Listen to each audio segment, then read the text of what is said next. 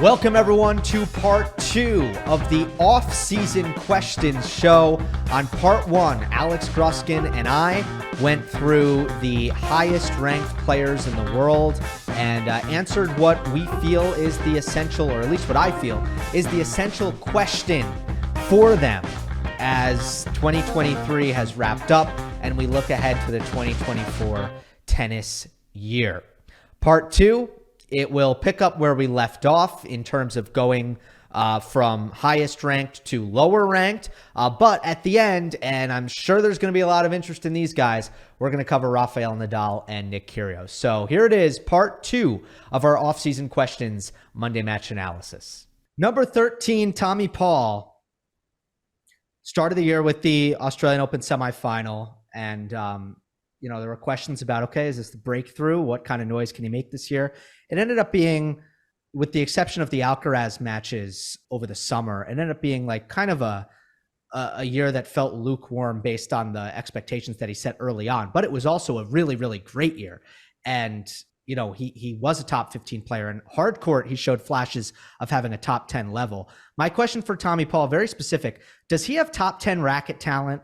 Because we know athletically, he's as good as it gets, like elite athletically. I just don't know that he has top 10 racket talent. So, shameless plug here. We did our State of the Union podcast, American Men, with Ben Rothenberg. This was a topic I explored with him as well. And the question is, Shelton, Korda not included in this part of the conversation. Of the original core, Fritz, Tiafoe, Opelka, and Tommy Paul. Don't you come out of 2023 saying Tommy for the first time probably has the highest upside of the group? Because I do think he has top 10 racket talent. I look at the way he hits the kick serve. I look at the way he volleys so comfortably and fluidly, the way he absorbs pace so easily on his backhand wing, the way he has managed to turn his forehand into a weapon when he is playing his most aggressive tennis, the way he is comfortable playing Alcaraz forehands cross, because again, he has that athletic ability, that strength to absorb that sort of pace. The drop shots are there. The feel is there. Again, for Tommy, the problem, much like a Holger Rune, is this is a guy who can do everything. What does he do best to make life easiest for himself moving forward? I think the serve-forehand combination has become his playbook to doing so. You're right. There's a little bit of meat left on the bone for him in those post-Australian Open slam results, but that's the question I flip back onto you, is of those 4 guys. And by the way, I was looking back at Opelka's 2022. He was really good the first 2.5 months before getting injured. But does Tommy have the highest upside of those 4 guys in your mind now? It's tied, to be honest. I think his upside and Taylor's upside are basically the same. But both above Francis. And Francis is similar too, but probably just a little bit lower. Yeah, but the point is they're very close. But, look, Taylor will never be what Tommy is athletically, and Tommy will never hit forehands and backhands as well as Taylor, period. Very true. Or serves, for what it's worth. True, yes, which is a shot I kind of want a little bit more out of Tommy. I think if he's going to make that leap, probably it's going to happen just with the serve and with the forehand, which is kind of why I went with that question. His kick serve, you would quit. You just be like, I'm done. I love his kick serve, but you can't that thing make hay. Yeah, but put that on the LMU courts, and you're talking like, I just be like, dude, why are we even playing? Like, I know, but that's us. You can't make hay on the tour. Dude, my ability to cover the kick serve, I think I could return 1 out of 10 Tommy kick serves. Like, that's legitimate, because I return the kick serve into the backhand. I take it a little early. I think if I'm ever going to connect on a Tommy return, that's the one. Anyways, true or false? That you would connect on 1. 1 out of 10. I didn't say 7 out of 10. I said 1. He's hitting a kick serve? Then yes. I mean, yeah, if I know. I have to know. Well, if he beats BT, I mean, he's beating me 0-0. Like, you can't just slider. Like, that's not fair. Yeah, if you not know the objective here. If you know it's kick wide, you'll be able to return 1 out of 10. I'm giving you that. All right? Yeah, method position. Yes, I'm sure you can feel great about yourself. I love the idea that he just hits the slider tee on me. He's like, dude, stop cheating over. What do you think I'm going to do here? Anyways. Grigor Dimitrov, I know you're very passionate about him. Is this a new Dimitrov era, or was it a year-long resurgence. The most angry I've ever gotten is when someone told my brother he looked like Grigor, and I was like, you don't. You're not handsome in the way Grigor. They both have the box head, so I will acknowledge that. And honestly, Eric's hair is aged better than Grigor's, but that's a discussion for a different time. The reason I'm so passionate about Grigor, it has nothing to do with his looks, surprisingly. It has to do with the fact that his 2023 is the most underappreciated good season we saw this year. Gill Gross, I ask you this. Right now, overall ELO ratings, where does Grigor Dimitrov rank? All right, really high. Now, look, ELO has a recency bias intentionally, Sure. So a lot of it is about the recent stuff, but I think Grigor is probably 7 or 8. 7th overall. He's 5th in 2023 specific ELO. He was healthy for the first time in a really long time this past season. And the physicality he brings, the fluidity in the corners, it's just a joke. You have to be so disciplined as well to face Grigor Dimitrov because his on-the-run forehand has replaced Bautista Agut as the mortal best on-the-run forehand we have in the sport. Like, he knows he's baiting you into trying to test him into hitting that on-the-run forehand, and he's going to pass you with it every time. He's hitting his spots perfectly on the serve down the season's home stretch. He was top 25 in both hold and break percentage for a guy with a one-handed backhand. You just don't see very frequently on these lists. Grigor played his best tennis certainly since 2017. I would argue maybe at times better tennis than he was playing even then. He was remarkable this year. And I really hope it's not a one-season thing because the lost generation is lost. Like Cilic, Nishikori, Raonic, Dimitrov's the guy, Luca Pui, Dimitrov's the last stand. But yeah. I hope he's able to carry it over because I think this level is sustainable for him. And if he sustains it, he will stay in the top 15. Yeah, and the draw luck is likely to be better. People have pointed that out to me recently that the draws just he played qualifying on the grass courts this year, like qualifying. He was still a top 50 player, and he had to play qualifying on a grass court event. That's crazy for a guy who ends the year top 10 in ELO. Yep, and he kept playing Zverev over and over again, which was a bad matchup. Yeah, I mean, look, do I trust him to stay healthy? Honestly, it pains me to say it. I don't. It's usually how it's gone with him, where there's going to be an injury. But I think if he does stay healthy, he can. I also hope. I'm hoping. But again, the injury stuff is kind of what concerns me. Last question: more likely to make a slam semifinal in 2024, Demon or Grigor? Grigor. I agree with you, which speaks to how good he was this year. I want his grass results to come back. I know he's a former Wimbledon semifinalist. Yeah, they're gone. They are. Yeah. All right, Karen No Khachanov. headband rule kills him there. He was really good at the majors yet again when he was healthy, when he was able to play. It's an unbelievable stretch for Khachanov in best of 5. But he did have this big injury this year. He's still 15 in the world. That's pretty impressive.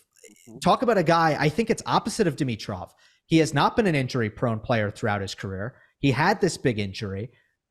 My question is he due for positive regression in the health department? And therefore, Khachanov kind of is set up really nicely to have a big year next year. I think if he's healthy from start to finish, he might have won most improved this year because he was one of the 8 best players in the world whenever healthy. And it was one of the sneaky storylines, but he won his first title since 2018. And to get that off his back, just a little victory that means a lot on top of all of the slam success. That's the feather in the cap that really means, you know what? Yes, I was injured, but I had the season I wanted to have. No one can say, oh, he won the Paris Masters and nothing since. Like, you just can't say that about him anymore. And he's always been that good 3 out of 5 set. This is a guy who, like Elisa Mertens, was a lock to at a minimum hold seed at the majors since he's been 22 years old. And, again, another guy who, by the way, turns 28 next season. Like, we're getting into the tail end of his prime. Not the tail end, but you know what I'm saying there. Tail end of his 20s, certainly. I think next year, Karen Khachanov gets an A for me if he sustains the top 12 level, if he's back in that tour finals hunt for a full season, because I think that was always his ceiling. And I think he hit that to some extent this year. His serve, his forehand will dominate you if you are lesser than him physically. Like, it was a very good year for Khachanov. Yeah, I think he's gotten so much more consistent on the forehand, though, because he's not trying to be a big forehand player. Like, I know he's 6'6" and he has a lot of power, but I think you realize, like, look, I'm more fit than everybody I play, 100%. and I'm so consistent. So let's use that. I buy the slam stuff. Like, I know it feels surprising when he's in a major semifinal. I think it's real. I think he can keep doing it for a bit. I mean, do you want the stats? Like, I could look them up. I promise you I'm right on this, Monday Match Analysis listeners. Yeah. I would say of the last 15 slams he's played, I would be shocked if he lost before the third round more than twice. Like, he is going to hold seed and get to the money rounds. And, sometimes he'll play that weird Korda match, which was really ugly, but guess what? He freaking won it. And like, that's what Khachanov does.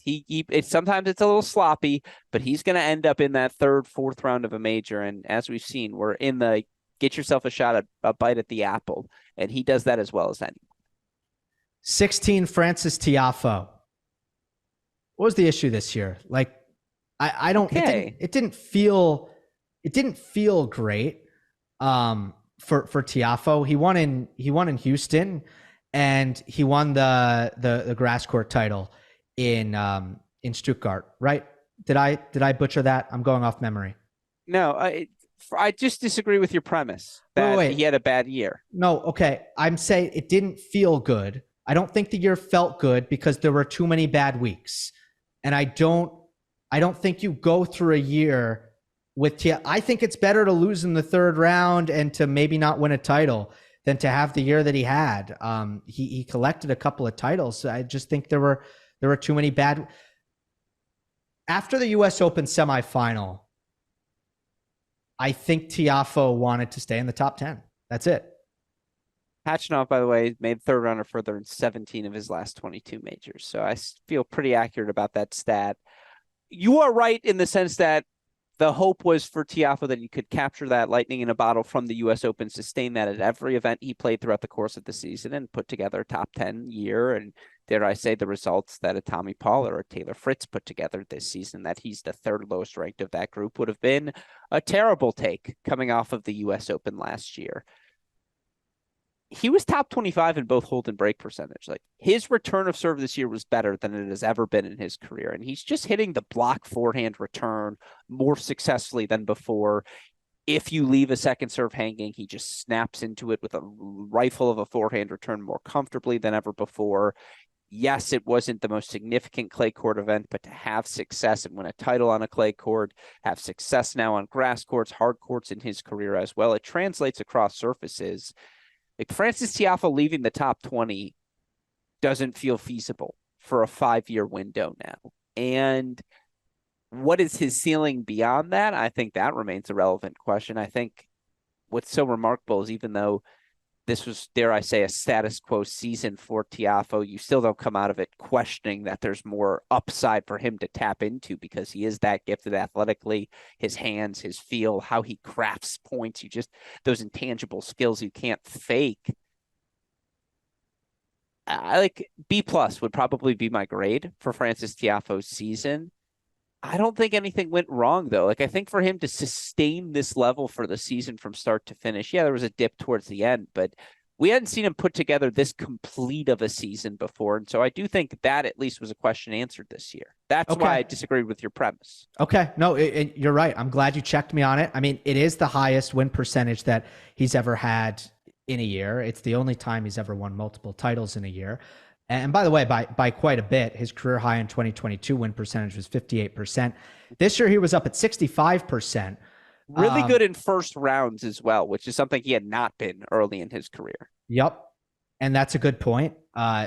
You look at the majors, lost in the third round at the first 3, and then at the U.S. Open he made the quarters. Draw opened up. He lost to Shelton in the quarters. Like, that was a thing where I didn't even feel good about it. Like, I guess that means that he's setting the bar high. To your point, he made a freaking U.S. Open quarterfinal. Like, it's not as though he followed it up with a first-round loss. That's really good on paper until you mention he lost to Shelton. And you're like, That did put a damper on it, because it was all set up for, like, again, a blockbuster Tiafoe Djokovic. Let's roll the balls out. Let's do it. Now, again, the Shelton Djokovic matchup we got certainly delivered. But you're right. It's like Ben stole that shine at the end. Yep. in what was otherwise a great, like you said, a third rounds and a quarterfinal. That's a top 25 year unequivocally for Francis from start to finish. Yeah. Okay. Good perspective. And yeah, I guess the US Open part with Shelton, the fourth set was 6-2, and it felt like a pretty disappointing fourth set. And the path to get there was Tien, Offner, Mannarino, Hijikata. So that's why, like, even something right. that felt on paper quarterfinal cool, just didn't feel that good. So that's kind of my overall feeling with Tiafoe. 17, Ben Shelton. Man, some of these transitions have been so nice. Not patting myself on. We've had 17 shots at it, so you're about to shoot a couple. It's all luck. I just feel like the flow is just working. I'm trying to think which ones you'd want back. Maybe the Runa one. No. World number 17, my Monday match analysis recipient of Newcomer of the Year, Ben Shelton, who has not followed a traditional path to the top 20. He tore it up in challengers right away, spent a very short period of time in that kind of 200 through 100 ranking group because he just kind of graduated really quickly. And then he kind of graduated the 50 to 100 range because he made the Australian Open quarterfinal at the start of the year. Also unconventional that he didn't win back-to-back matches at an ATP sanctioned event until he had two major quarterfinals, a US Open semifinal, but he did finally have that kind of best of three set run in Tokyo, won his first career title. It was a 500. Look, I mean, all things considered, you can't say it was a consistent year for Ben Shelton, but who cares? I mean, this was his first year on tour and his highlights were immaculate. My question is this trajectory sustainable? Because he's gone up really fast. And I think the big question is not, is he going to get to the top at some point? It's what is it going to continue to be kind of that upward rocket ship trajectory? That's a great question. And the idea of him dividing his ranking, in fifth by a fifth, once again, next season, that would get him to like 4 in the world. That feels a little bit extreme, but it's not that he spent a short time on the Challenger Tour. That's where I would push back when your description in his ascent. And look, this was a guy who very late in his career became one of the top prospects of his generation. It was a guy who at the national level here in America didn't really dominate at all. And then once he was 16, 17, that's when he got his first big result, of course, coming off of a freshman season that saw him play 5 singles in his college lineup. He wins a futures event. He makes the finals of Kalamazoo. Of course, the winner of that USTA Boys 18s National Championship in Kalamazoo gets a wild card into the US Open. He took all those steps that oftentimes the best prospects, the Tiafoes, the Michael Moes, the Taylor Fritzes, et cetera, in America make. It just all came very suddenly and very late in his career. And he parlays that, Kalamazoo final into an NCAA singles title. And what did that singles title afford him to go full circle? It afforded him wild cards into challenger level events here in the United States in 2022. And why I push back at your description is it's not that he spent a short time at the challenger level. 9 months at the challenger level, that's typically how long it takes for guys who are going to ascend to the level Ben has to get through that ranking. It's that it all came on hard courts. It's that it was indoor hard courts in Indy, indoor hard courts in Charlottesville, Champaign, some outdoor hard court success in Fayetteville as well. His success has been very one surface dependent. And look, he spoke about it openly. Going to Australia for the Open was the first time he had left the country in his life. Those clay court events weren't just his first pro clay court events. It was his first time in Europe this past spring. And so to see him struggle should be expected. It was a learning experience, no doubt, for Ben moving forward. I do think that Tokyo success was critical in that post-US Open run because that kind of reaffirmed everything you had seen flashes of throughout the year. That was, hey, Dad's back in the coaching box. I'm finally comfortable. I'm going to play my best tennis in a non-major week. And I think that was huge for him going into 2024. Do I expect a leap forward from him? Yes. Do I expect a ranking leap forward? No. And here's what I mean by that, and then I'll shut up, I promise. I think he will win maybe 6 times the amount of clay court matches he won this season, maybe even 7. And by that, I mean, I think he could win 7 clay matches next year. That'd be a massive improvement for Ben. That would really help his ranking. I also think he's probably going to double his win total on hard courts, but probably get him halved at the slams throughout the course of the year. And so the points are going to come in really different ways for Ben in 2024.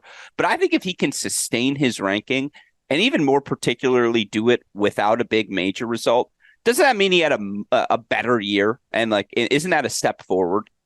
A less fluky, more sustainable year. The U.S. Open run was that's Ben's autobiography, or not auto, but that's his biography, by the way. I just gave you 4 minutes on all things Ben. There's his journey. Yeah, you did. It was. I saw it in your face. You're like, is he going to keep going? I was like, why is he talking about Fayetteville, man? We don't need to talk about Fayetteville. I mean, it's just. Now I lost my train of thought. That's what I have. No, I do agree with you ultimately, though, that it's going to be a less quirky, strange season. But he did. Look, the Australian Open run, I would label that as a little bit fluky. The draw was wonderful. But I think the level that he brought to New York, he deserved a major semifinal with that level. He's going to be one of the best servers in men's tennis. And if you just take that and that delivers a certain floor, which is a pretty high floor, and then you look at what else he has to offer, actually a dangerous forehand who can threaten on the +1, and an athleticism and ability to move around the court, and his volleys got much better. It's just about, probably fine-tuning things mentally, some footwork stuff on the return, some footwork stuff defending the backhand.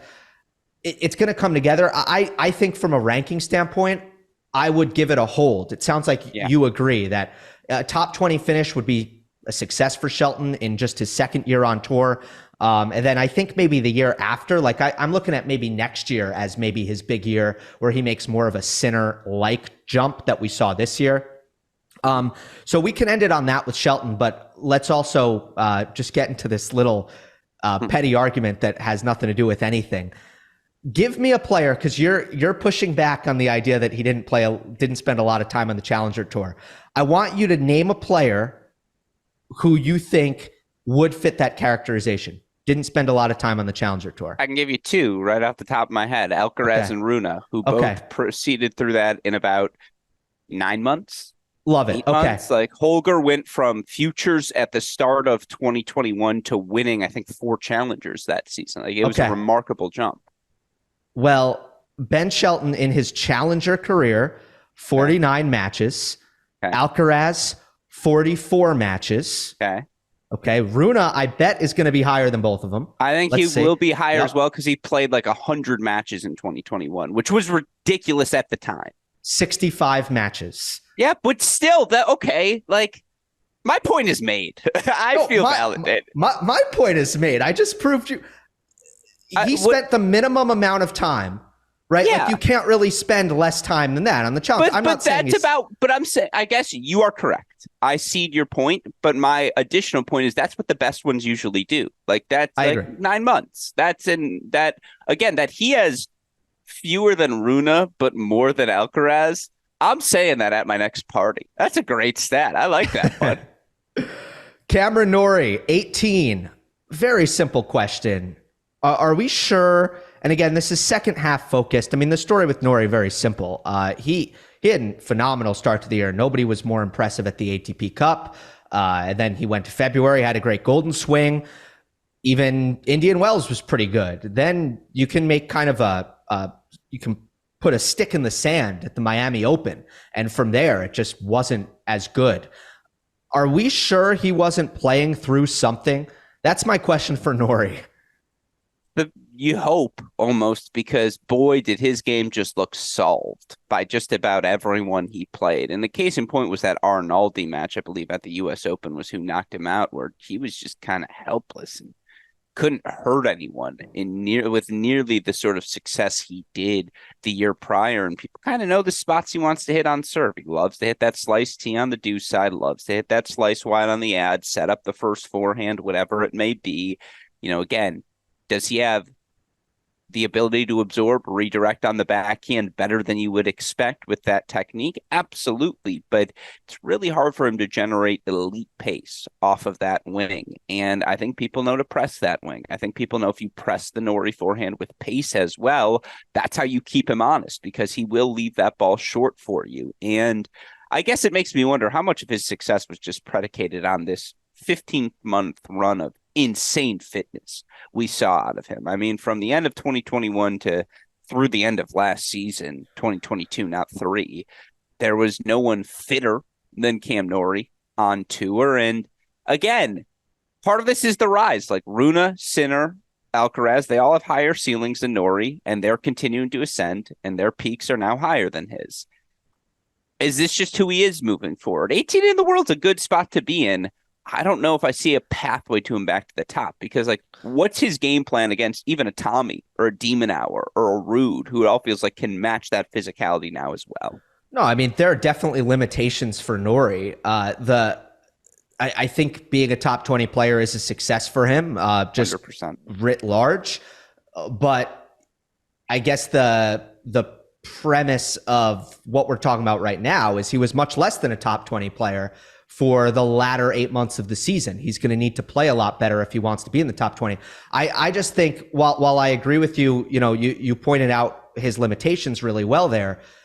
I think it kind of went beyond his limitations, and even his strengths were no longer strengths. I mean, he was making a lot of bad, easy mistakes, kind of gift wrapping unforced errors on a pretty regular basis down the stretch there, which kind of takes away the whole point of Cam Norrie as a player, is that he doesn't give you anything easy. So that's why I there is a percentage of me who's wondering, okay, like, was he just physically not right, therefore mentally not right, had zero confidence? It was just it turned into a miserable situation, and it wasn't the real Cam Norrie. That's kind of, as you said, that's what you hope for Cam Norrie and his success.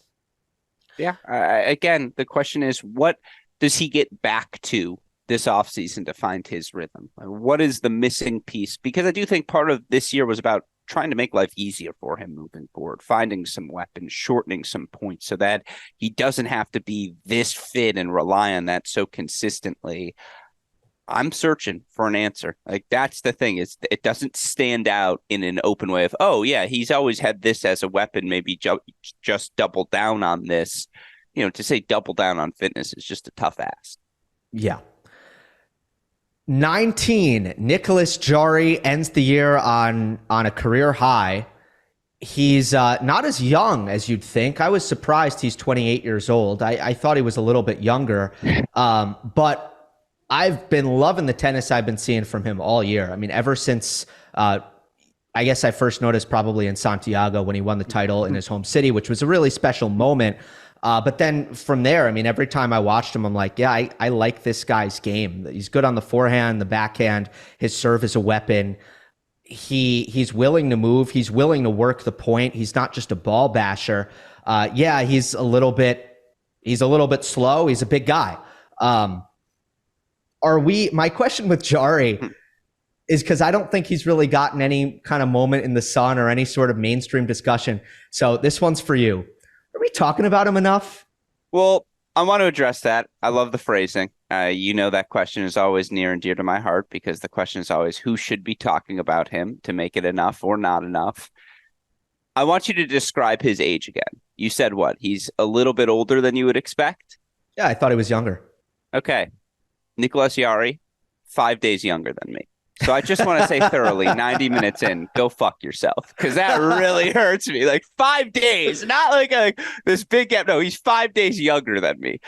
So ouch. That said, is he the modern day Isner? Like, some scholars would argue maybe. And I know it's a little bit more clay centric. Yeah, I mean, he was really good across surfaces, by the way, this year. Only 4-3 on grass, which, like, okay, the season's not that long, but 15-9 on clay. 15-9 on hard courts, 19-7 on clay courts. His power translates across surfaces, and to some extent, when you have that serve, life is just going to be easy for you. The thing that you pointed out that I think is really important to note in his success, it's not just a serve and nothing behind it. He's most comfortable bashing away from the baseline. It's actually more probably in a Cilic model than a John Isner, because that serve and volley component's not there as frequently. But man, when Jarry gets a cut on the forehand, he just has you frozen. And on clay courts in particular, the weight of shot, it is very, very difficult to deal with. It also gives him a little bit more time to get into his return of serve, take a clean cut there. I think he's pretty solid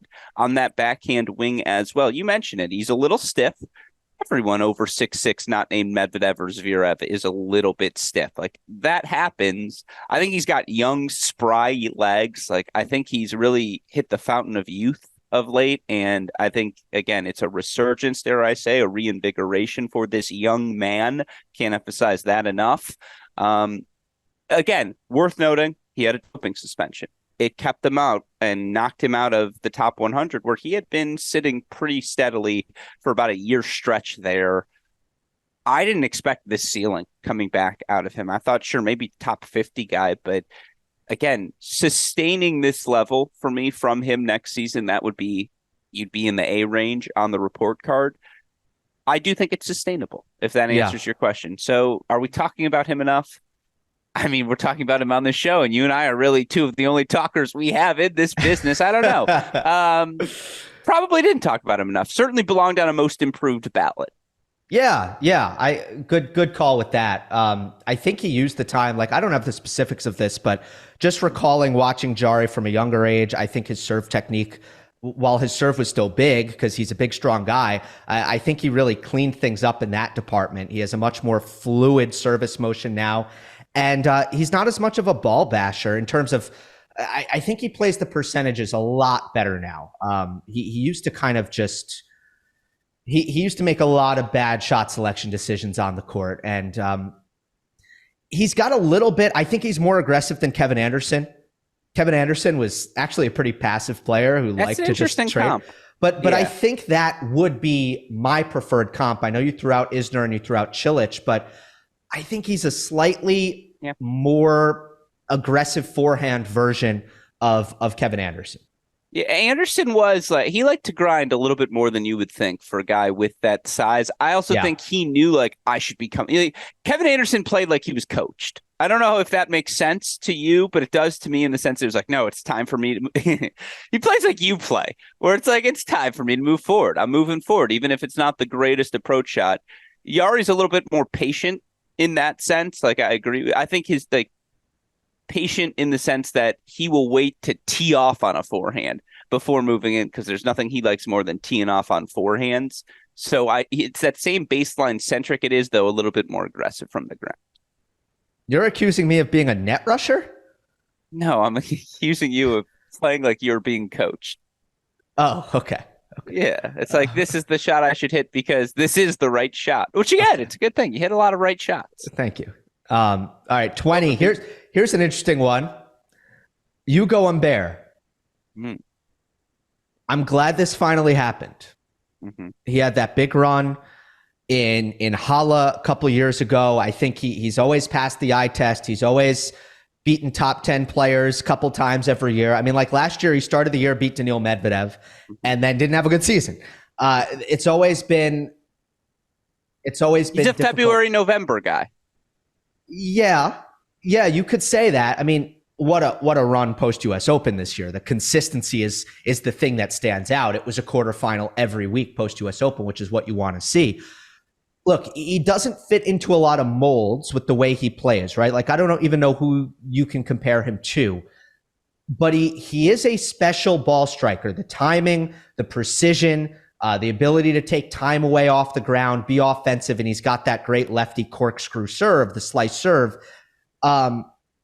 What's my question for Ugo Humbert? Can we get some consistency? Can we get a guy who is going to settle into his career and not have the fluctuations of top 30, outside top 100, back into the top 30? I mean, it's been very up and down so far. How would you define consistency for him in 2024? Look, I mean, have a grass court season where you're a factor because that's the surface that suits him. So that part needs to be there. I think the hard court results should be at his talent level on a top 30 level. Like, he should be someone for me who, when the surface suits, which is, the quicker and lower bouncing stuff, he can be a top 15 player. And then I think on the more medium stuff, I think he can be a top 30 guy. And then on the clay, let's at least be a top 50 guy. Like, that's how I would look at his game. He's going to be more surface dependent than most of the rest of the tour because that's how his game operates. I agree with you in the sense the key about the clay court season, don't let the bottom fall out from beneath you. Like, gotta get me 4 wins. And let me interrupt for a sec. Please. He had some clay challenger results this year. And that is when I knew that he was moving in the right direction this season, is when, oh, wow, you're actually winning matches on clay challenger level. That means something for him. I don't think the comparison between him and Nicolas Jarry would be unfair either. 2 guys who use their serve to dominate, use the forehand in particular as well as their second weapon of choice. The backhand is more than a placeholder. They're comfortable hitting the slice.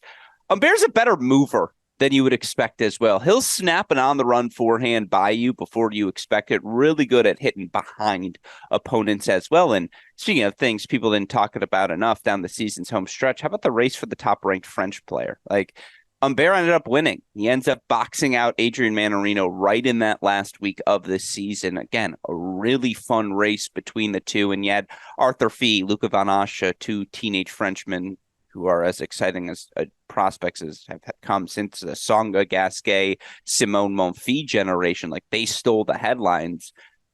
I agree with you. I think for Humbert, consistency means status quo, means not falling outside the top 32 next season, because when you can serve the way he can and just keep yourself competitive in matches the way that he can, particularly on quicker surfaces, you should be one of the 32 best players in the world. He's shown that twice now before the age of 26, that he can be that good throughout the course of the year.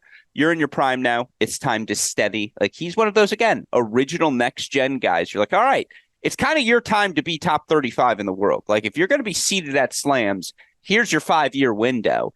And I think a year of consistency from him means, again, certainly not falling out of the top 100, but just sustaining and being in this range. Because I don't think top 10's his ceiling. I think this is about right. Yeah, I agree. I mean, there are limitations defensively, which is, by the way, I think he got better. A lot better. Jeremy Chardy came in, and again, this is just observation. I haven't heard anything, but I'm wondering if some of the instruction was, let's move back a few feet on the return. Let's move back a little bit when you're being attacked in a baseline rally, because you're not going to be able to defend from on top of the baseline. It just doesn't happen. You can't cover the court. You're fast enough to play, to cover the court. It's not about being a defensive player, but we have to be able to move into the corners. And when you're always trying to take time away, like you're Caroline Garcia, there's going to be no defense there. By the way, another thing I want to say, if I could redo answering your question, I stand by what I said, but also, like, you look at his record against top 20 players versus his record against players ranked outside the top 20, and it's basically the same win rate. Mm-hmm. Another thing that would spell consistency for Humbert, like another benchmark, is when you play guys outside of the top 50, win the matches. Mm-hmm. Because he wins plenty. He punches up above his weight. Plenty enough, but now it's beat the guys you're supposed to beat, who are ranked 50 spots lower than you at this point. Let's move on to Francisco Cerundolo, 21. Interesting one. He's got a top 5 forehand on tour. You agree? I mean, I'd have to go into the list. It's in the conversation. Look, if you bring him to the table, it's not going to be like, look at his shoes, like he's out. It'd be like, no, you're dressed well. You deserve a spot in this club. We're not sure yet if we're going to have you at the table. And I think that's fair, because it's a loaded category. Like, a lot of the best players in the world these days just have phenomenal forehands. But the question that I have for Cerundolo is, should he be better? Because I I love that forehand so much. I do see, as I just mentioned, I do see most players with his caliber of forehand and a backhand that's solid enough. It's not a weakness. Most players in that position are a little bit, they're inside the top 20 with some comfort, with some ease. But for Cerundolo, I'm not going to say it. I think one part of his game is anchoring him down. And I do wonder if there's really kind of room for improvement and some easy gains to be made there. Well, what's the part of the game? It's his serve. He's got the height. He's not short. And he's not tall, but he's like 6 foot. What's he listed at? I'm going to guess 6'1". Let's look. But if you're asking me, do I think I'm taller than Francisco Cerundolo? The answer is yes. I think that would be my guess. I feel like he's like 6'1" listed. So he's 6'1". He's listed at 6'1", which sure, I think it's accurate, but I think he has, let's see, ace rate in the top 50. I bet he's one of the worst. I'm sure that he's one of the worst. No, it's not. It doesn't set up his forehand. He needs a serve. He's third worst, man. He's with Davidovich, Fokina, and de Minaur and Murray. Those three are above him, and Musetti and Alcaraz. The only two below Francisco Cerundolo are Sebastian Baez and Yoshi Nishioka. It's like, who doesn't belong in this picture? Not who you want to be hanging out with. Yeah, no, who doesn't belong in this picture? You know, again, he got into the club, and then they showed him that stat, and they're like, dude, come on. That's who you're rolling with. Like, you guys all got to go. Racket talent wise, yes, he should be. Like, he's a classic. If tennis was ground stroke games and not sets with serves, he would be higher in the rankings. And part of it is you watch his brother Juan Manuel, who's just a grinding lefty. And you just like imagine their practice sessions growing up where Juan Manuel is 10 feet behind the baseline, firing up lobs, and Francisco's just firing forehands at him. And then when he gets angry, it's out of the air, fired at him, whatever it may be, drop shot, forehand, slap. And again, you see the combinations not only there, but clearly he grew up with a brother who's a lefty with how he hits his backhand, which he's comfortable extending down the line, if comfortable extending through cross court. I think he's pretty good on the return of serve as well. A guy who had so much challenger success on clay, whose breakthrough tour level result came on hard courts in Miami, and a guy who has had grass court success this year as well. He is a very good, a very talented tennis player. You got to be able to make life easy for yourself. If the return is coming at his feet or deeper than the service line, he just can't get into that big forehand. He can't start dictating. And he is a guy who, I don't think it's unfair to say, his focus wavers throughout the course of matches. Like, you can get a really good 20 minutes out of him. If you get a really good 3.5 hours, it's because there was 30 minutes dispersed throughout that 3.5 where his brain went away. And like, again, if you're of the guys we've talked about, Norrie, Jarry, Humbert, Cerundolo, the last four, I would say he has the highest ceiling of that group remaining. But those guys can make, Jarry and Humbert in particular, just can make life so easy for themselves. And you're right. If you're not doing that on serve, it's a long 11-month season. We won't debate it. I think Humbert has a higher ceiling. But interesting. Cerundolo, yeah, that's kind of where I'm at with him. Like, I think he has an opportunity to go up, but I'm really just watching. By the way, good point. He can compete better sometimes. I think he can be a better competitor in matches sometimes. But also, like, technically, yeah, it's just the serve anchoring him down. We'll see if it gets better because he has a chance, more of a chance than Nishioka and Baez do, right? Yeah. Okay, I'm going to start. Let me tell you, if Cerundolo's forehand is in the conversation, so is Sebi Baez's. I just want to say that if we're making tennis ground stroke games, like, some scholars argue Baez is better than Schwartzman. I know the results aren't there, but on paper, like the way he's able to drive through a court, we're going to get to him. We're going to get to him. Okay. We're going to skip some names. Okay. So we've done the top 20. We have to get to Nadal. We have to get to Kyrgios. Can we do rapid fire of the skips? Cause like all I have to say about Mannarino is him shaving his head is a testament to that. When Nadal comes back, he should come back bald. Like, it's just, look at what Adrian did once the hair went away. Look at his second half of the season, which was stunning. Like, just stunning. Anyways. That's all I have to say on him. Fair enough. We'll see if Mannarino can keep it going. He just learned how to be really offensive, and his hands are so talented. And his racket technology and the way he produces his strokes, like he's figured it out. It works. It's great. It's real. It's spectacular. And I mean, that's all. That's all. I mean, it's very surface dependent. He's 35. He just had the best season of his career. Good for him. What a stud. Yeah. I was also going to skip Tallon Griekspoor, but we want a rapid fire. Here's my question. I did write out a question for everybody. I know. Tallon Griekspoor, is his ranking correct? I say yes. So here's why I really like that you wrote out that question and why I side when we're rapid firing through, because the answer is yes. And you watch him hit a forehand again. I'm letting him into the club. He's not at the back table, but man, can that guy smack a forehand. It works across surfaces as well. Extraordinary racket talent. Like, he doesn't have outstanding size. It's not going to jump off the screen the way some other players were, but Tallon Griekspoor is one of the 32 best players in the world. Exactly. Like, great job developing your game. Yeah.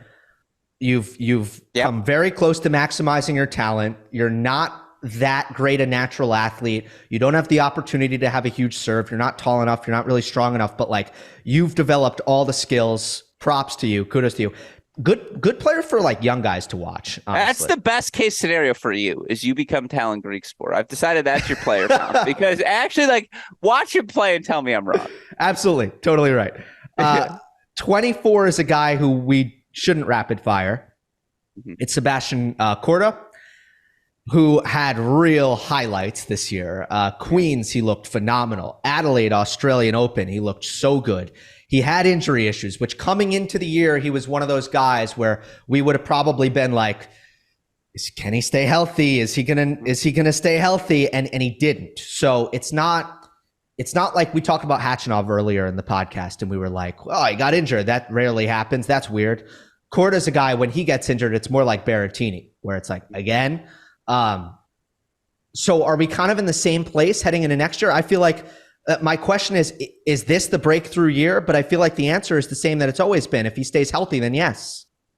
It's a great question. It's the question. I predicted him to end the year as the top-ranked American in 2023. He falls short of that. That he was as injured as he was, and he salvaged as high as 24 in the year-end rankings, kind of speaks to what that ceiling is and why this year is successful enough. It's in the B range, but it's successful enough. He was one of the 5 best players in the world. Not one of the like 15, 20, 25. No, he was one of the 5 best players in the world in January when he was at his healthiest, when he was at his most fit. Match point against Djokovic in the Adelaide final. Beats Medvedev, again, at the Australian Open as well. We saw what Medvedev went on to do in the month of February. Sebastian Korda's talent, his ability to strike a tennis ball, his ability to play when healthy, is unquestioned at this point. And that the only question remains health, I actually think is a good thing for a guy who still is in his early 20s. But you can't fake health. Like, that's the one thing he's never had, even when he was a junior. And so it's the same question. If it persists after next season, now it becomes a serious, serious concern. He has done some good work on his body. He's gotten stronger. His legs are bigger. He's added miles per hour on his serve, which was needed, I think, as a result of the strength work he's done. So he's doing the right things. The only thing I'll add to what you said is the forehand can lose him matches. It's a good forehand, but sometimes either under pressure or if it's just not his day, he's got no control over that wing and he can really gift wrap matches to his opponents. So that's something I'd like to see him clean up, especially because the technique looks pretty good on his forehand. Maybe there's something that I'm missing about his technique that makes it erratic. He loves to hold his ground on that baseline, right? And sometimes it just jams him a little bit, and it's the mishits. You're absolutely right. That's the side where he will jam or he will spray, but it's not a technique problem. I agree. Yeah. I think it was a hold the baseline problem, try to get out of matches a little quicker to stay a little healthier. Yeah, and something with nerves also. Like, it does happen under pressure. I think every scouting report on the tour says, big moment, let's make him hit forehands. I know it's scary. Not backhands, because his backhand it's amazing. Elite. It's so good. It's so and his slice. Sorry, go ahead. Can we talk aesthetics? Can we just talk aesthetics? I think it's the most beautiful two-hander since David Goffin. My power rankings goes Djokovic, Zverev, Korda, Basvaretti. And trust me, if you've seen Nishesh Basvaretti, a Stanford sophomore, formerly Petite AS, 14 under champion, hit backhands, you're just like, are you Novak Djokovic? Like, what's your deal? Like, how do you do that? That's crazy. Like, that's the list, though. Like, Korda is on whatever. If it's the backhand club, he is not only in the club, he's at the table. 25. Jan, are we rapid firing him? Yeah, let's rapid fire him. Jan-Lennard Struff. This is turning into something like, this is kind of mean now, right? We're deciding who's rapid fire. It is what it is. Jan-Lennard Struff. Is he on the ascent or was this, because he's 32. This was an amazing story. Comeback player of the year candidate. I went with Monfils, but it was kind of a close call. Is Zverev also in the mix for that? He had the Madrid final. That run was amazing. Really good on clay, really good on grass, less good on hard court. That's kind of true throughout his career. Is he on the ascent, would you say, or not? Or is it kind of like I don't know, he's 32, so that's hard to say. Yeah, it's tough to call it an ascent. I will say for Jan-Lennard Struff, what he did from outside the top 100 and inside the top 30 in like 6 weeks, you just don't see that just about ever, unless it involves a massive slam result. And so capture that in a bottle. In the Hall of Fame, it doesn't deserve a plaque, but like there should be a book somewhere that says in March to May of 2023, Jan-Lennard Struff in 4.5 weeks did this, because that's remarkable. Do I think we will be discussing him in the 2024 edition of the show? I do not. Yeah, fair. I wouldn't be surprised if that's the case. Another guy who I don't want to rapid fire is 26, Alejandro Davidovich Fokina. Do you still have hope? I've been calling him the most talented guy outside the top 30 for a while. Now he's inside the top 30, so I can't keep saying that. Now he's the most talented guy in the top 26. Yeah. Look, just because the first thing I look for when I'm evaluating tennis talent is how fast do you hit the ball and how fast do you move. If you really boil it down to that level, Davidovich Fokina moves as fast as anybody and has really easy natural power off of both sides. And he's working on the mental stuff, and he knows that's an issue. And the serve doesn't help him at all either, but he actually cleaned up the technique of it this year. Do you still have hope for him? I mean, Davidovich Fokina is 24 years old. I have hope in the sense that I think he has not hit his career high yet. I think he looks at what Demonau or Tommy Paul did this year and said, I can absolutely put together a season like that. I could finish a year in that 9 to 15 range, which again, athletically is at the very least where he belongs. The technique is pretty pure as well.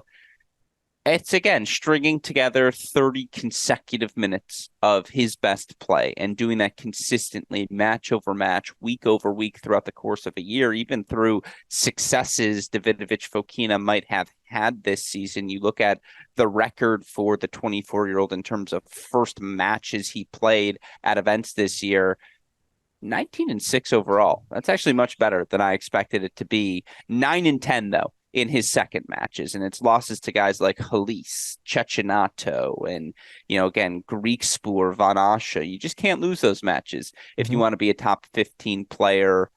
I have hope because, again, even through the inconsistencies, he's been top 35 now for a couple of years consecutively, and I don't think he's hit a ceiling, which maybe is a testament to just how athletically gifted he is. And I do think he wants to figure it out. And that's why I'm going to say, no, I haven't lost hope. I do think sometimes there are guys like a Bublik. For all of Bublik's flaws, right? Does he want to figure them out? Like, I don't sense a desire for Bublik, for all of the weaknesses that he has. I don't sense a desire for Bublik to be like, yeah, man, I got to do better. This is the year. Yeah. I don't think Bublik looks himself in the mirror and is like, I need to be better than this. Yeah. No, like, he's fine. He's cool. I do think Davidovich Fokina wants to improve. So I have faith that he can. 27, Lorenzo Musetti. Just someone who everybody stopped kind of talking about because his results have stagnated. He had a really good clay court season, but I also think that's indicative of where we're at with his game. He has not developed the serve forehand weapons. So my question is, what is his potential? I'll start by answering it where I think it's like more of a top 15 potential. I'm inclined to say top 15 more than I'm inclined to say top 10 long term. Yeah, I mean, again, another guy athletically as gifted as you're going to find on tour, fluid on any surface, moving in and out of corners. The hands are real. He's worked on an ability to move forward, impose those hands by volleying and taking time away, using his speed to beat you to the spot. I actually think his serve has gotten better. The numbers don't really bear No, that I out, agree. I think it's gotten better. Yeah. The forehand technique's still a little floppy, and he goes after that forehand with more consistently than I think he once did, but yep. On quicker surfaces, it's an issue for him. That said, it's worth noting Lorenzo Musetti could have played the next gen finals again this year. He opted out of the event, but still 21 years old. And It's tough now because his peers are Sinner, Runa, Alcaraz, Shelton now in that mix as well. Like, that's the group of guys he was hanging out with for a little bit.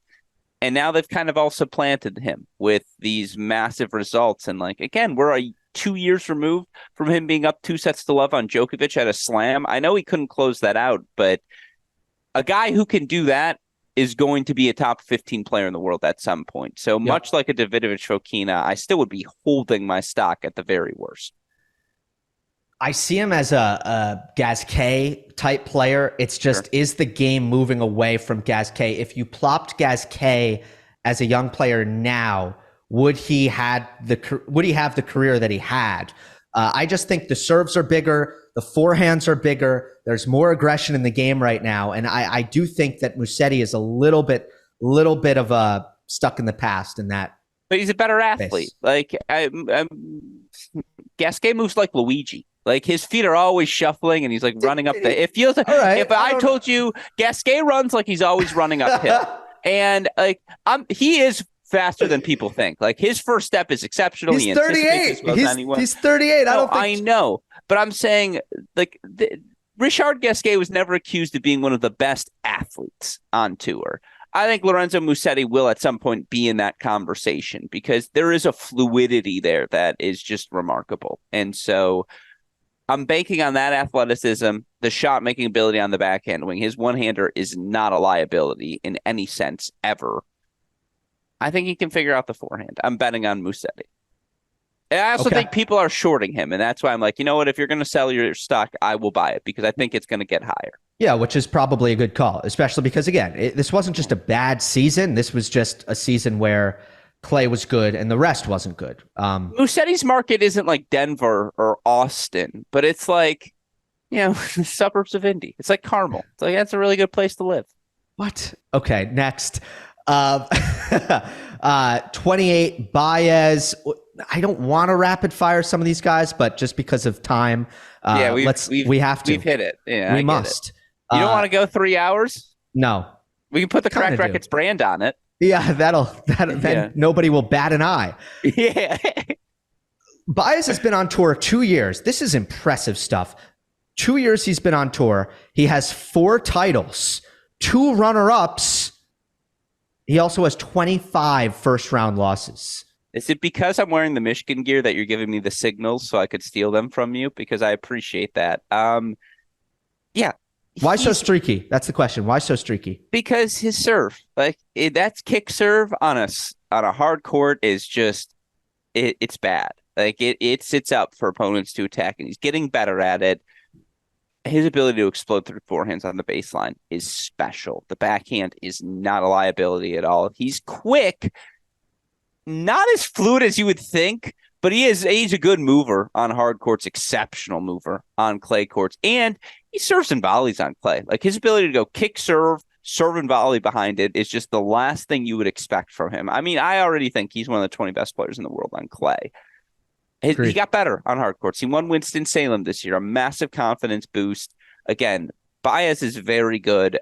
I don't know if he can ever be top 15 because of his his ceiling on a hard court, but he's a really good player. I'm excited to watch him next year. Yeah. I think things are going well for him. The streakiness doesn't concern me. He's really, really young. He's had some injuries. I just think, mentally, hopefully his confidence can just be a little bit less fragile and more solid. And I think things will come with Baez. So much fun to watch. 29, Felix Auger-Aliassime. He was very, very close to not being seated at the Australian Open, but he saved it by winning Basel. But my question for Felix, let's just look at last year. What the heck did we just watch? I mean, what was your read on what we saw there? I'll rapid fire through this one. I'm really hoping it was injuries because I saw enough Laver Cup on, the serve, the forehand firing when he was back in comfortable indoor hardcourt environments that he was very lucky. The floor did not fall out beneath him because there was a world where he might have fallen out of the top 50, and he did enough to salvage his points for the year. I'm really hoping it was health related and that with more match play, we'll see his serve forehand return to its prior heights. He's always had very good February, so the opportunity will be there for him early in the season. Yeah, he had a bad serving year, and he's a great server. So we know that's going to get better. There's no world in which it doesn't. You know, I would just look, the same things that I've been talking about Felix forever, about some of the weaknesses and some of the reasons why I don't really think that he's going to get to the elite. I mean, obviously this year didn't do anything to dispel any of my thoughts on that. So I don't think he is ever going to be an elite baseliner, but I know he's going to rebound with the serve, and he's probably going to be in the top 15 mix come the end of next year, in my opinion. Agree? Fair. Okay, 30, Tomas Martin Etcheverry. He's probably the guy on this list who I have the least to say about. I mean, it was a really good year. He's got a good serve. He's a solid ball striker. There's not a lot of wow factor in his athleticism or frankly in his variety. But can he be kind of like a Karen Khachanov like player if he gets really fit and really mentally strong? Maybe. That's the wrong comp. Casper Ruud 0.85. Watch him play closely, and the comparisons are very, very striking. The patterns. Yeah, the patterns he tries to play with, how he wants to dominate with his forehand. He can strike a forehand. His match in Asia against Ruud was actually a really fun one to go back and rewatch if you haven't. I think they went to a third set breaker, if memory serves me correctly. 25 to 35, 25 to 40. That feels like the Etcheverry range, which, by the way, again, it's a really good range for a player to live with. You're going to make a lot of money playing slams throughout the course of your career if that's where you live for the majority of your prime. I don't see a top 15 ceiling for him yet, but again, discount Casper Ruud. I think it is a title we would all ask for. Yeah, I think he's just a little bit more offensively inclined and not as quick. And he's taller. He's got an underrated serve for a guy who came up with clay court results. Sure. That's the top 30. We have two guys who are not in the top 30 who we must discuss. Let's start with Rafael Nadal, who only played the Australian Open last year, or I guess I should call it this year still. Also had a tough second half after being the best player in the world in the first half of 2022. He was still last year the Monday Match Analysis Player of the Year, which is last year was not a long time ago. That said, with the way he looked kind of physically in the second half and then another injury and obviously the age, and saying that this year is going to be his last, my question for Nadal, are the expectations really zero? Because I think there's a lot of talk that, okay, don't expect anything from Nadal. Well, yes and no. The expectations are zero in the sense that everyone's just going to celebrate him being back, being healthy, being wherever he needs to be mentally, physically to be competing on court, because he deserves to go out playing some sort of match, even if he may not have the ceremonial, I won another French Open ending that it felt like he was destined to finish with. I say that and I want to contradict myself because, look, injuries have always played a part of Rafa's career. And I can't say it's completely unexpected that this is how things end, that just physically he can't get himself to a point where he can compete the way, I don't want to just say he is accustomed to competing, the way Rafa has to compete to be there on court. If we've learned anything about Rafa, he's a man of routine. He is a man of habit. He is a man who will give 110% of himself in every match that he plays, even if there's not 110% of his body to give. And in the sense that there's no expectations, I don't think fans expect that of Rafa returning to court. I just think they want to see him healthy and competing. The problem is Rafa only knows one speed, and that's the speed he will want to compete at. And I just think Rafa won't put himself in a situation where he's going 11-13 during the course of the year. I don't even think he'd want to Andy Murray it and just exist in that 30-70 plane that Murray's been in over the past 2 years. I think for Rafa, it's boom or bust. Am I concerned it might be a bust? I absolutely am. But that's not, I don't hold him to any expectations for that. I just want to see him play one more time.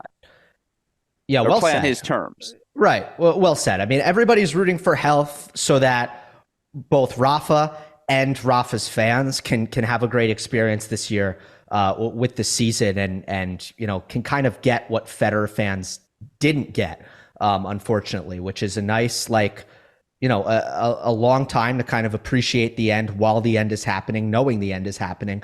But I don't think the expectations are zero. I think he's way too skilled for that, where if he's healthy, he's going to win matches. And I mean, Uncle Tony said yesterday that, Rafa still wants to win Roland Garros this year. That's going to be how it is going to be. If you're asking me, do I think it's realistic? I think he can surprise some people who expect, him to just not be competitive at all. Now, would I ever, what would need to happen for me to get to, I actually think that he can win a major this year if he's healthy? Look, I don't think the serve is if we get to a tennis conversation here, I don't think he's going to move that well this year. He still has a lot of great offensive capabilities, including one of the great offensive forehands of all time. Throwing his movement aside, I just think bolstering up the serve to a point where it's putting him in great positions consistently has been such a struggle for him throughout his career. I don't expect that to change this year. If you gave him Novak Djokovic's serve, just if we're speaking in hypotheticals, I actually think I would be in a place where I could say, okay, I think he can contend for majors. So I think he's that skilled, even if the movement is diminished. The fact that the serve just is not going to give him that cushion makes me think that he's going to be someone where if he's healthy, he's going to make quarterfinals, he's going to make semifinals, probably is not going to be able to get over the hump. Yeah, I need to see how he's moving, because if he's moving at all well, you're absolutely right. On clay, his patterns are effective. We've seen that for 20 years now. And to think that they wouldn't be effective at this point, if they weren't effective, I don't think he would be on court. I do think it's kind of a what came first, chicken or the egg scenario, because Rafa's going to want to be competitive in everything that he plays. That's just who he is. And so, yeah, I'm fascinated to see his return to court. And again, mentally, he's still Rafael Nadal. So I'm sure there will be some results for us to discuss. Yeah. I haven't made my top 10 prediction yet. I haven't thought about it, but frankly, I don't know if Nadal's going to be in or not. I have to sort that out in my head. I just want to throw that out there that as of now, I don't know. Let's go to Nick Kyrgios. We're not talking about him because he is polarizing or he's, a voice that is controversial and people like to talk about. No, this is a tennis conversation. And I like to hammer that home and make that very, very clear. Wimbledon finalist 2 years ago, a guy who won 70% of his matches 2 years ago. When you win 70% of your matches, you generally finish the year in the top 10 if you play a full season. So that's how good he was. And that's why he needs to be talked about as a guy who he could have the personality of Casper Ruud, and we'd be talking about him for this show. I just want to make that very, very clear. By the way, Ruud's personality, underrated. Underrated, I agree. Underrated. But he does it to himself. He's the guy who he calls himself uninteresting 3 times a year. Anyway, Nick, bad year of health. The question is 2022. The year that I just alluded to, the year where he gave it his all, and he worked hard in the gym, and he competed hard on the match court. And when he lost to Khachanov in the U.S. Open quarterfinals, he was breaking all of his rackets because he couldn't believe he lost, because that's how badly he wanted to win, right? A guy who never really threw in the towel like he had been known to do early in his career. Was 2022 all we're getting? Was that the year where we saw Nick Kyrgios in full bloom and that's it? Or might we get that again? That's the question right now. Well, it's fascinating because looking back and incorporating what we saw in Breakpoint, you could tell he felt like that 2022 U.S. Open was the window for him, that was the event with the summer he had combined with the Wimbledon success that had kind of all perfectly come to this crescendo of, okay, this is my opportunity to win a major, and that he wasn't able to capitalize on that momentum, nor really ride that momentum at all in 2023 towards any results because of the injuries. Like, you can only imagine what that does to one's psyche. At the same time, you do wonder, 2022 was the most consistent run of success he had since breaking into the top 100, really, and starting his career, and certainly felt like the highest level we had seen from him at any point in his career to date. Because his body held up. Like, that's it. He just did the work. He traveled with the physio and worked hard, and that was the result. Yeah, and he says that's what he's been up to of late as well. Now, again, we won't know until we see him, until we see the play unfold. But like we've talked about with a lot of guys, what makes Nick's life easy? It's that he can win points on his own terms always if his serve is working. And that ability to dictate translates across the quick surfaces, which we know Nick is the only surfaces Nick will play, hard courts, grass courts. He doesn't want any part of the clay court season. In theory, yes, but unfortunately, it feels like it's always in theory with Nick Kyrgios, minus that 6-month window we had in 2022. So I feel more confident that if he... let me ask you this. Who ends the year ranked higher, Rafa or Kyrgios? I would put my money on Rafa, I think, right now. That's a great question. I agree. I'm like, I was going to say I think Kyrgios is going to be ranked higher, and I was like, I don't know if I could do it. It's not like here's the thing, and I'll answer my own question now. I'm confident in Nick mentally. I think he's reached a place in his career where he appreciates tennis as the sport more and appreciates the position that he's in more, and has kind of found that it's actually fun to try hard and to try to win matches. I think he's matured mentally. I think he's there. Physically, I just can't say the same. I'm not confident in him. Not because he doesn't want it bad. I just think he beat up his body for years and years and years by not getting any sleep and drinking a lot of alcohol, and he'll be the first one to tell you that. And that has repercussions right about now. When you're 28 years old, 29 years old, this is where you've sabotaged yourself, and you've robbed yourself of the ability to have a long career, potentially. So that's where I stand with Nick. Like, I actually don't trust his body to cooperate, unfortunately, because I think his mind is ready to cooperate. To go full circle here, the way you said drinking lots of alcohol is why you're not a drink/smoke guy. I just want you to know, like, that cements it. I agree with everything you said. Like, it will be fascinating to see each of them come back. It's funny, like, I have no doubts about Rafa mentally. I just think physically, again, if Rafa can't do what he needs to do on court, I don't know if he wants to be out there just to lose matches. Like, that's just fundamentally not who Rafa is. If Kyrgios is physically ready to go, we're going to see him on court at some point in 2024. And it'll be a fascinating race. Again, sound off in the comments. Who do you think ends the year ranked higher, Kyrgios or Rafa? I can't believe how good a question that is. Like, I like to throw them in after 2 hours. Dude, if I'm a sports book, you have to throw that up as like a Is it even odds? Both plus 125? I don't know what it is. What I do know is a lot of people would throw action on it because it would just be a really fun thing. Oh, that's a 6-unit Brett Connors play, which is exactly what the books try to do. Like, they're looking for those juicy, like, special 100%. Special props, and it's a good one. This was a good one, my friend. I think people are going to enjoy this. We were able to get through the most Tomas, Martin, Etcheverry talk on any podcast off-season podcast in the tennis space other than the Mini Break Pod. And I'm proud of that because he deserves it. And I know I'm highlighting him, but I think that's true for everybody. I'm glad we were able to have a good conversation about all these guys. This was a wonderful show. As always, I appreciate you having me. I appreciate you coming on the Mini Break Podcast during our off-season coverage where we have conversations that are often this length, unfiltered, quite frequently. And so, again, to have the opportunity to hang out with you, the Monday Match Analysis crew, always a pleasure. So thank you for having me. Thanks a lot, Grusky. Always a pleasure.